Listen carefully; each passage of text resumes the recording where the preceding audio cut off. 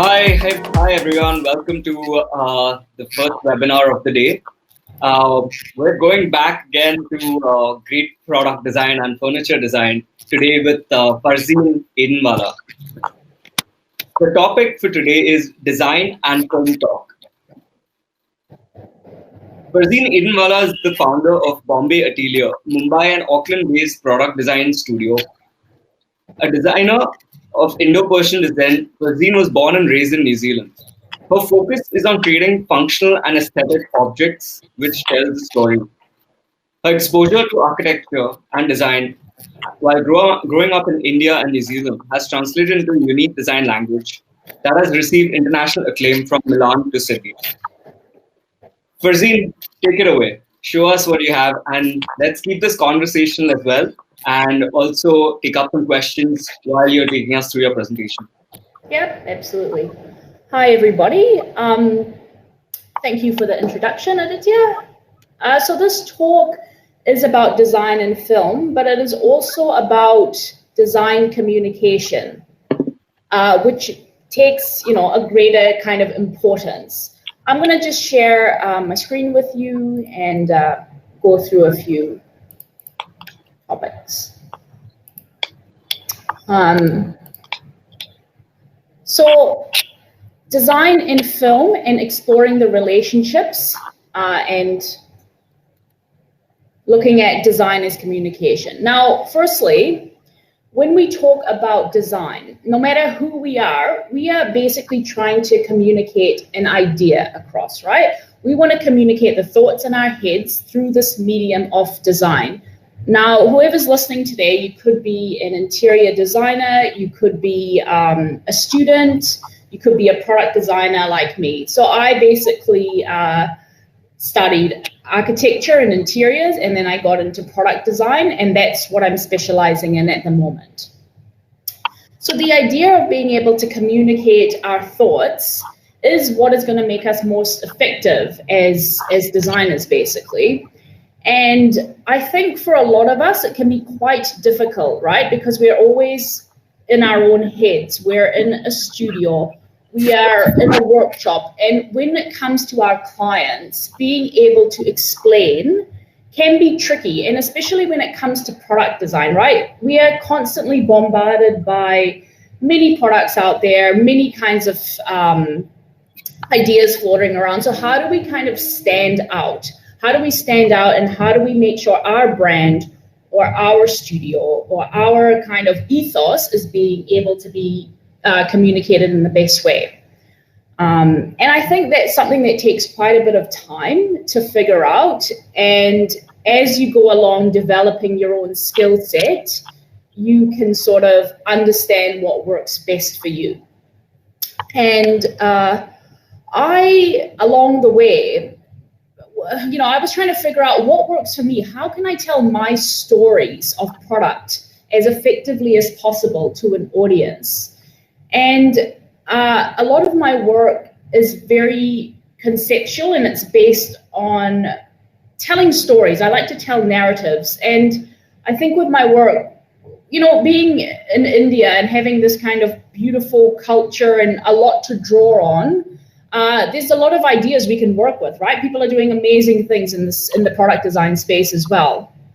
And I started looking at how can I communicate these stories more effectively. And like with things like Instagram, it's such a fast medium. Like social media is super fast, and the duration and the time that it takes to develop a product is actually, it's super long. It can take a couple of years to actually get a product up to speed and in the market. And therefore, sometimes social media doesn't make sense, because at the end of the day, you have this chair, but you're like, well, it's taken me like 2 years to kind of develop. And just the fact of kind of putting it out there in this kind of really fast-paced medium wasn't really feeling right for me, right? So I wanted to kind of think, okay, I love telling stories. I love to write. I'm a very visual person. What is going to work for me? And I started to look at film as an expression of my work and of my identity. And to me, being able to show a lot of information in a short period of time was really important. people's attention spans now are like this, right? Like, how are you going to engage people? Everyone is on Insta Live, everybody's doing all these talks, and how do we kind of gauge interest now and hold people, right? We've got such short attention spans, and that is something that we need to understand, especially as product designers, when you have, as opposed to a service, right? As a service, it's more one-on-one. As a product, how do I capture your attention immediately? And I'm really inspired by like old-fashioned campaigns from back in the day that have like a really strong memory, or an ad where you're like, you know what, I remember that ad. And a lot of us, as we grow up, we remember a lot of, short advertisements or, very emotional ads that we can sort of relate to. And even now as adults, we can sort of, reminisce and be like, oh yeah, that was something that held in my memory. And I really wanted to try and work that out.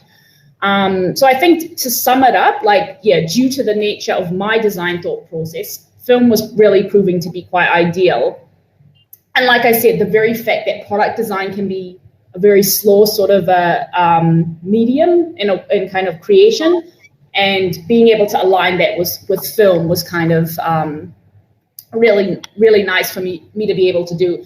And I think what you're good at after some time. Like, I really felt like, okay, you know what? Like, I'm able to put things together. I'm able to put people together and thoughts together and really collaborate and use this as a sort of an idea. And I think when people think of film, they're like, well, that's expensive. It looks difficult. And, we all have smartphones nowadays, right? You have a smartphone, you've got a story, you're pretty much good to go, and you're done, So like I said, like, film as an expression, consumers now, they don't just want a great product, right, but a great story. And we can see that in several brands across the world that are just more than the product. Like, you can look at brands like Warby Parker with the eyeglasses, right? They've built a story around it. Like, right. This is what is super important now, and like I said, what's going to make you stand out. And if you are interested in looking at film, you can look at, you've got so many platforms available to you. You've got YouTube, you've got Vimeo, you've got Instagram, and like I said, smartphones, they make it super easy. And the power of collaboration is super important, especially being a creative. Like, I personally, I work with a lot of really interesting people, from, filmmakers to musicians. Right now I'm working with chefs, fashion designers, to be able to create something bigger than myself or bigger than the product, right?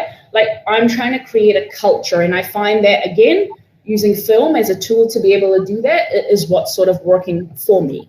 So I'm not saying that it's for everybody. What I'm saying is that you may find that, hey, I'm able to produce really great animation to convey my idea. Hey, I'm able to use photography as a great medium. I may be just such a great speaker, right? Like, some people are so good at just being super easy to kind of listen to and speak to. And I think that is also something that you should just have a little think about, because we get so consumed on the work aspect of things, producing something, being in a workshop, that sometimes we really forget, like, what am I trying to create for in the long run? Like, what do I want people to remember about me, my design, and what do I want that kind of magic kind of enigma to be about my brand, basically. And that's where you just need to kind of stop and think, okay, you know what, this is the way that I kind of choose to communicate. So how do we sort of go about doing this, right? Like, how do we start thinking about our brand or our products in a more kind of conceptual way, right? Like, we have a chair, we have a table. Hey, maybe it doesn't even have a story. Maybe it's just about the materials. But still, the material is a story in itself, right? The way you've conceived it is a story in itself. Like, things don't just appear out of thin air. We've thought about them. So you need to give it that due credit to be like, you know what? I've done this thing, and now I want to communicate it. So, the key to creating this memorable content is to understand the impact that all these visual mediums have on your audience and how and when to sort of use them. So this is one of my products, and I'm going to use this as a little bit of a case study because I think that's kind of important just to be able to make sense of everything that I'm talking about. So this is a chair, obviously, and it's called the crow chair. And it's based on the anatomy of a crow, the bird that we all see hanging around everywhere in Mumbai, right? So it's such a strong, resilient bird. It's beautiful in its own way. It's got these very sort of sharp angles to it. And I wanted to recreate that in this chair. And when I was making, on one hand, yes, I'm a product designer, so it has to be functional, right? The product has to work, you've got to be sitting in it, it's got to be comfortable. Yes, I've checked that off the list. But then beyond that, what else can I really extract from this concept of the crow? And that's when I really started thinking about filmmaking, and my first short film came to be, which is called City of Liberation. So I want to share that with you, and then we can sort of break it down and I can explain how these cinematic elements kind of shape the entire project. I think great session, guys. Thank you so much, Farzin, for doing this, and thanks, Aditya, for hosting this amazing session. Next, we have with us a pre-recorded section, which is with Richa Bal, and this was a conversation. It's again a very friendly, inspirational conversation that we filmed for IDM Institute. So, guys, stay tuned. You can also have your lunch while watching this. So, see you guys in a bit. Thank you, Farzin. Thank you. Thanks, guys. Bye. See ya. Thank you.